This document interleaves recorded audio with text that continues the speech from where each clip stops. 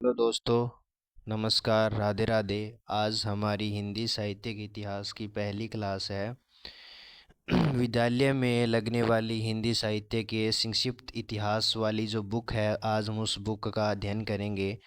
यह बुक हिंदी साहित्य इतिहास के प्रति हमारी रुचि पैदा करेगी। यह फर्स्ट ग्रेड है, सेकंड ग्रेड है, जिसमें हिंदी साहित्य का इतिहास लगता है। वो सभी कंपटीशन एग्ज़ामों में यह 60 या 70% हिंदी साहित्य के इतिहास को कवर करेगी। तो चलिए दोस्तों, आज हम हिंदी साहित्य के इतिहास, जिसको 4 कालों में बांटा गया है, तो हम पहले काल को पढ़ना स्टार्ट करते हैं। पहला काल है हमारा आदिकाल। आदिकाल पढ़ना प्रारंभ करते हैं। हिंदी साहित्य की पूर्व पीठिका।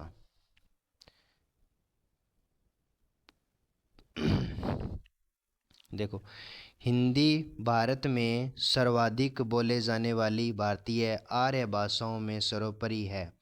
भारतवर्ष को प्राचीन काल में आर्य के नाम से जाना जाता था।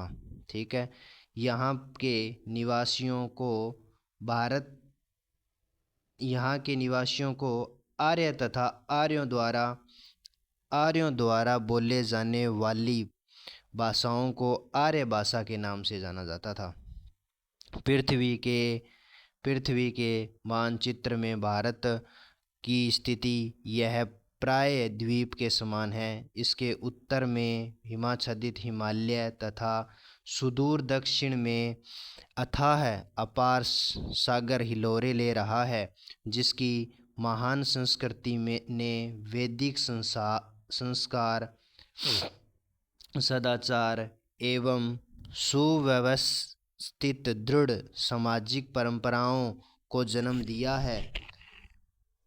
सहिष्णुता भारतीय संस्कृति का सबसे बड़ा गुण है, जो समुद्र की भांति अनेक नदियों की धाराओं को अनेक अंदर धारण करने की क्षमता रखती है। यहाँ अनेक जाति धर्म के लोगों ने आक्रमण किया, किंतु सब मिट गए और भारतीय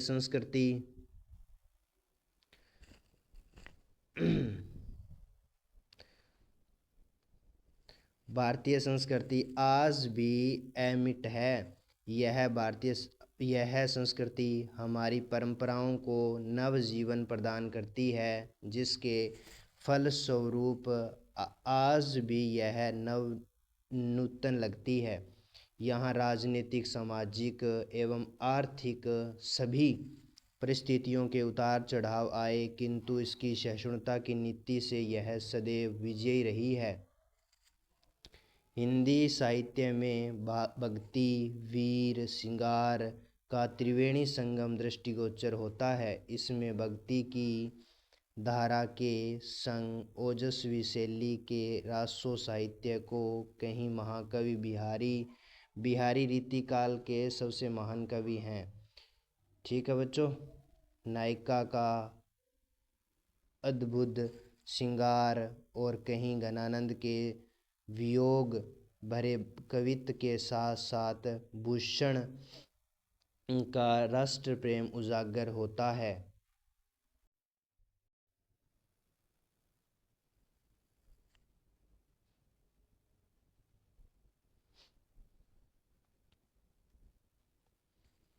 भारत की इस पावन भूमि में धर्म, संस्कृति और संस्कारों के अजस धारा प्रवाहित होती है, जो नव जीवन को अमृतमय जीवन प्रदान कर रही है। यहाँ के कवि लेखक स्वतः सुखाय के साथ साथ परिवारजन हिताय साहित्य का सृजन करते हैं। कवियों में तुलसी, सूर, जायसी और कबीर अपनी वाणी से जन समूह को भक्ति और प्रेम की धाराओं से आनंदित करते हैं, जो भारत तेंदु, प्रेमचंद, जयशंकर प्रसाद अपने साहित्य के द्वारा राष्ट्र प्रेम को अभिव्यक्त करते हैं। इस प्रकार के गौरवान्वित साहित्यकारों पर भारतीयों को गर्व है क्योंकि भारतीय साहित्य को ससुरी सम सब कर हित होई बताया जाता है। हिंदी साहित्य की व्युत्पत्ति। हिंदी साहित्य की उत्पत्ति कैसे हुई उसका हम अब अध्ययन करेंगे। हिंदी शब्द की व्युत्पत्ति संस्कृत भाषा के सिंधु शब्द से मानी जाती है। सिंधु नदी के आसपास का क्षेत्र सिंधु प्रदेश कहलाता था। ईरान फारस की तरफ से भारत में आने वाले विदेशी आक्रमणकारी हिंदू कुश पहाड़ी मार्ग को पार करके सब हिंदू प्रदेश में आए तो उन्हें सिंधु को हिंदू प्रदेश कहा, क्योंकि ईरानी फारस भाषा में शब्द को प्रथम शब्द देखो शब्द की प्रथम सै ध्वनि को है ध्वनि में उच्चारित करते हैं, अतः सिंधु प्रदेश को हिंद प्रदेश कहने लगे और वहाँ के निवासियों को सिंधु के स्थान पर हिंदू कहने लगे। यही सिंधु की भाषा हिंद कहलाने लगी और आगे चलकर ईरानी भाषा की एक प्रत्यय लगने के कारण और हिंद प्लस एक हिंदविक बन गया, जिसका अर्थ हिंद हुआ। यही शब्द धीरे धीरे परिवर्तित होकर हिंदी का हुआ, जो आगे अंग्रेजी के रूपांतरण के कारण इंडिया बन गया। आज यह इंडिया समस्त भारतवर्ष का सूचक बन गया है। अब हम पढ़ेंगे हिंदी भाषा का उद्भव और विकास।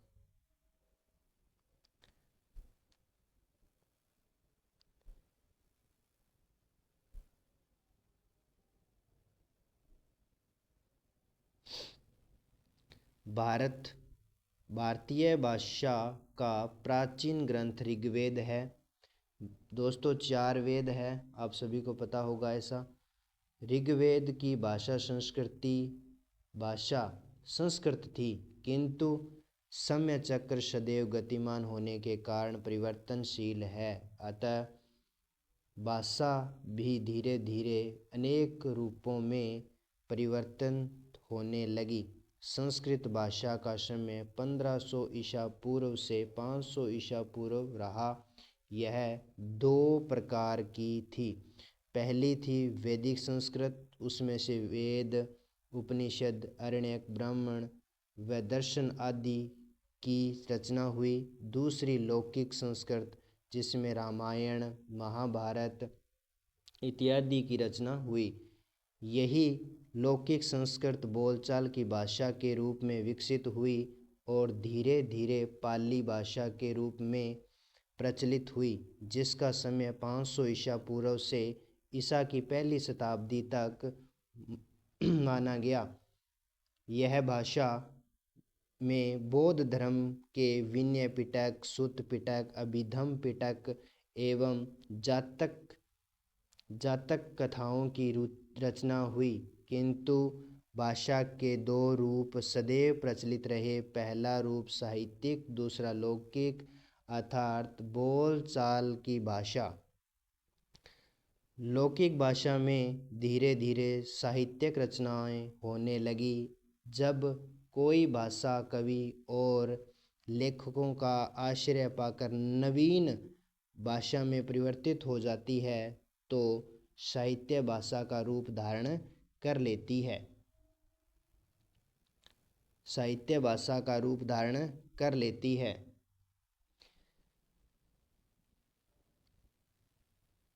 पाली भाषा में भी ऐसा ही हुआ। वह समय के अनुसार प्रकृति का रूप धारण करने लगी। प्रकृति का समय ईसा की पहली शताब्दी से 500 ईस्वी के बाद तक रहा। इस काल में जैन साहित्य प्रचुर मात्रा में रचा गया। प्राकृत के समय जनपदों में क्षेत्रानुसार भाषा का प्रचार हुआ। यहीं से प्राकृत भाषा अपभ्रंश के रूप में प्रसारित हुई। विद्वानों ने प्राकृत भाषा के अंतिम चरण में अपभ्रंश का उद्भव माना, क्योंकि तत्कालीन प्राचीन शब्दों में यह पता चलता है कि प्राकृत के उत्तरार्ध में शब्दों की विकृत का मतलब होता है बिगड़ना, आना शुरू हो गया। जैसे गाथा शब्द को गाहा और दोहा शब्द को दूहा के रूप में परिवर्तित हो गए। अपभ्रंश के समय देशी भाषा युक्त थोड़ी सरलता एवं मधुरता वाली भाषा का भी उद्भव हुआ। उसे अवहट भाषा कहने लगे। मैथिल कोकिल विद्यापति ने इसी भाषा को अपनी 2 रचनाएं लिखी, जिसमें है कीर्ति लता और कीर्ति पताका। ये दोनों अवहट की कृतियां हैं।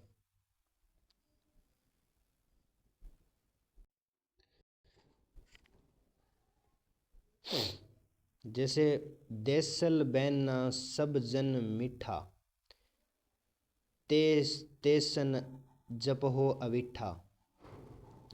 अपभ्रंश भाषा के विभिन्न क्षेत्रीय रूपों एवं बोलियों से ही हिंदी भाषा का उद्भव हुआ। अपभ्रंश भाषी कवियों एवं दर्शकों, सिद्धाचार्यों, जैनियों एवं नाथ समुदाय के अनुयायियों से ही अपभ्रंश भाषा का प्रचार एवं प्रसार हुआ। हर्षवर्धन के शासनकाल के पश्चात अपभ्रंश का प्रसार तेजी से बढ़ा। अतः हिंदी का प्रारंभ काल अपभ्रंश हिंदी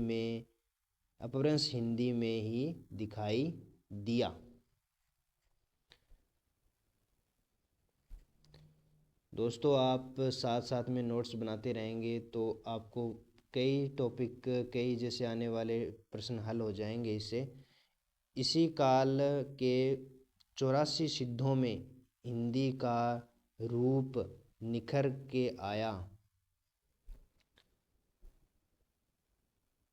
आचार्य हजारी प्रसाद द्विवेदी ने हिंदी का ग्राम्य अपभ्रंश का विकसित रूप माना। तत्कालिक सिद्धाचार्यों ने लोक भाषा में ही लिखना प्रारंभ किया, क्योंकि कविता या काव्य रचना अपभ्रंश भाषा में लिखने से ही बहुश्रुत बनती है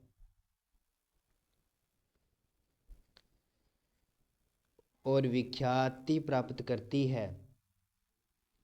अपभ्रंश भाषा में हेमचंद्र ने सबसे पहले अपभ्रंश भाषा के व्याकरण शब्दानुशासन लिखा, किंतु हेमचंद्राचार्य से पूर्व ही सिद्धाचार्यों ने पहली रचना प्रस्तुत कर दी थी। अपभ्रंश भाषा का इतिहास बताता है कि हिंदी अपभ्रंश के आंचल में पली बढ़ी। यही पारंपरिक हिंदी की बुनियाद है। उदय नारायण तिवारी ने लिखा है कि आचार्य हेमचंद्र के पश्चात 13वीं शताब्दी के प्रारंभ में आधुनिक भारतीय भाषाओं के उद्भव या अभ्युदय के समय 15वीं शताब्दी के पूर्व तक का काल संक्रांति काल था, जिसमें भारतीय आर्य भाषाओं को धीरे धीरे अपभ्रंश की स्थिति को छोड़कर आधुनिक काल की विशेषताओं से युक्त होती जा रही थी। मिस्र बंधुओं ने अपने मिस्र बंधु विनोद में हिंदी साहित्य के आदिकाल की विवेचना करते हुए अपभ्रंश के साहित्य को प्रधान स्थान दिया।